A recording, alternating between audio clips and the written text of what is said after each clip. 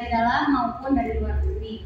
Pancasila harus mampu menghadapi dan mengatasi tantangan-tantangan tersebut agar tetap eksis dan efektif sebagai dasar negara Indonesia. Berikut adalah di sini beberapa tantangan yang dihadapi oleh Pancasila sebagai dasar negara. Di antaranya ada globalisasi. Globalisasi adalah proses integrasi ekonomi, politik, sosial, budaya, dan teknologi antara negara-negara di dunia. Globalisasi membawa dampak positif maupun negatif bagi Indonesia.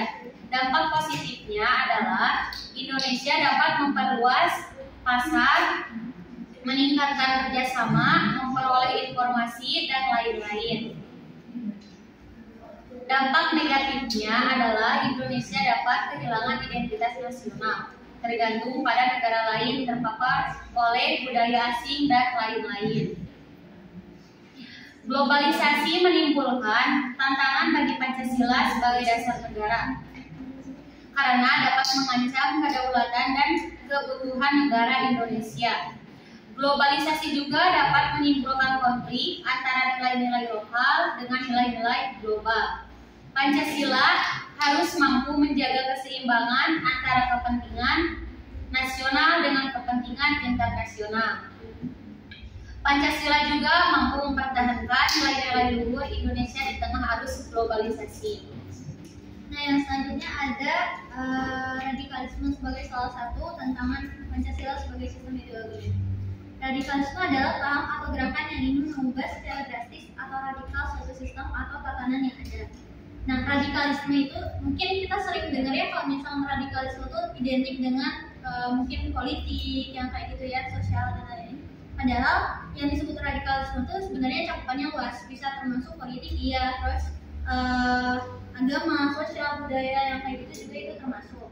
Nah, kenapa sih ada golongan radikal tersebut? Mereka tuh sebenarnya pengen ada perubahan dari sistem politik tersebut gitu. Kayak misalkan sekarang sistem ideologi kita kan pakainya Pancasila ya. Terus kaum radikal yang kayak gitu tuh mereka tidak setuju dengan adanya dengan sistem negara Pancasila ini gitu. Makanya mereka pengen adanya perubahan tapi dengan cara kekerasan, penindasan dan lain sebagainya kayak gitu. Nah, ini tuh bisa menimbulkan intoleransi, diskriminasi, kekerasan, terorisme dan lain sebagainya. Dan dapat mengganggu stabilitas dan keamanan nasional. Ya, tantangan selanjutnya yaitu intoleransi. Intoleransi itu kebalikan dari toleransi, yang dimana toleransi itu sikap saling menghargai, saling menghormati. Nah, ini tantangannya intoleransi. Intoleransi adalah sikap tidak mau menghargai, jadi tidak mau nyatu sendiri-sendiri gitu. Jadi tidak peduli sama orang lain. Nah, intoleransi ini dapat terjadi pada berbagai macam hal, yaitu pada ras, suku, budaya, dan etnis lainnya. Nah, sikap intoleransi ini jika terus menerap pada ideologi, maka akan menimbulkan kerusakan antara persatuan dan kesatuan bangsa Indonesia, sehingga kita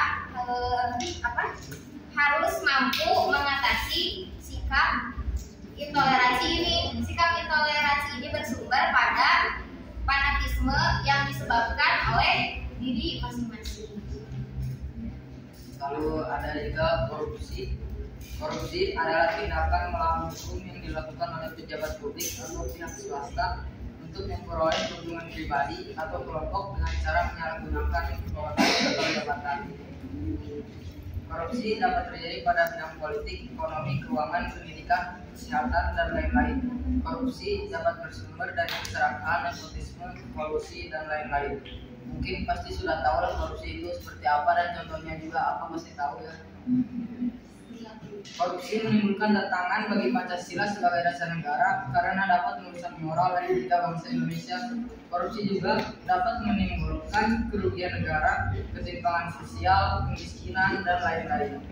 Pancasila harus mampu mencegah dan memberantas korupsi dengan cara meningkatkan transparansi dan akuntabilitas publik, memberikan sanksi hukum yang tegas, memberikan pendidikan anti korupsi, dan lain-lain. Nah, selanjutnya di sini ada upaya-upaya untuk mengatasi tantangan Pancasila sebagai dasar negara. Untuk mengatasi tantangan yang dihadapi oleh Pancasila sebagai dasar negara, diperlukan upaya-upaya yang komprehensif dan kolaboratif dari berbagai pihak. Nah, di sini ada di antaranya ya upaya-upaya untuk mengatasi tantangan. Di antaranya ada penguatan ideologi, pendidikan karakter, penegakan hukum, memperdaya masyarakat. Nah, yang dimaksud dengan penguatan ideologi adalah upaya untuk memperkuat pemahaman dan penghayatan Pancasila sebagai ideologi negara dan pandangan hidup bangsa Indonesia. Terus di sini ada pendidikan karakter. Pendidikan karakter adalah upaya untuk membentuk dan mengembangkan karakter bangsa Indonesia yang sesuai dengan nilai-nilai Pancasila.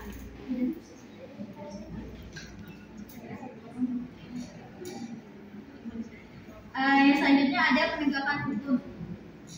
Adalah upaya untuk menjamin pelaksanaannya supremasi hukum dan hak asasi manusia di Indonesia. Penegakan hukum dapat dilakukan dengan cara mereformasi sistem peradilan yang independen, profesional, dan akuntabel, memberantas praktik-praktik korupsi, kolusi, dan nepotisme di semua sektor publik dan swasta, memberantas tindak pidana terorisme, radikalisme, separatisme, dan lain-lain. Nah, kenapa penting di sini? Kan tadi sebelumnya sudah dijelaskan ya, yang pertama yaitu ada penguatan ideologi, di mana masyarakat Indonesia itu wajib untuk paham seperti apa ideologi yang dipakai oleh negara Indonesia ini.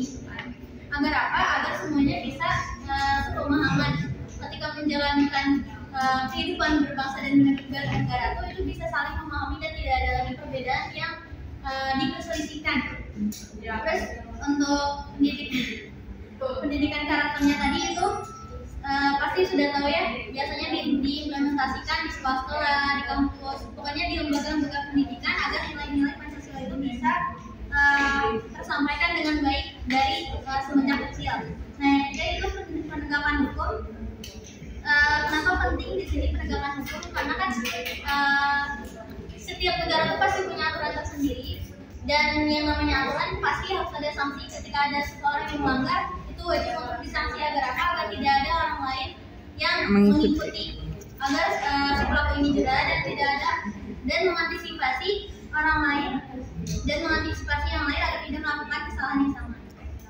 Selanjutnya ada pemberdayaan masyarakat. Pemberdayaan masyarakat adalah upaya untuk meningkatkan kesejahteraan masyarakat dalam kualitas hidup masyarakat Indonesia. Pemberdayaan ini dilakukan dengan cara meningkatkan akses layanan publik seperti dalam bidang kesehatan, ekonomi, pendidikan, agar masyarakat di negeri ini hidup dengan sejahtera. Terus meningkatkan partisipasi dan peran aktif warga Indonesia dalam meningkatkan pemberdayaan, pembangunan nasional, mengembangkan ekonomi kerakyatan yang berkeadilan sosial agar hidup dengan damai.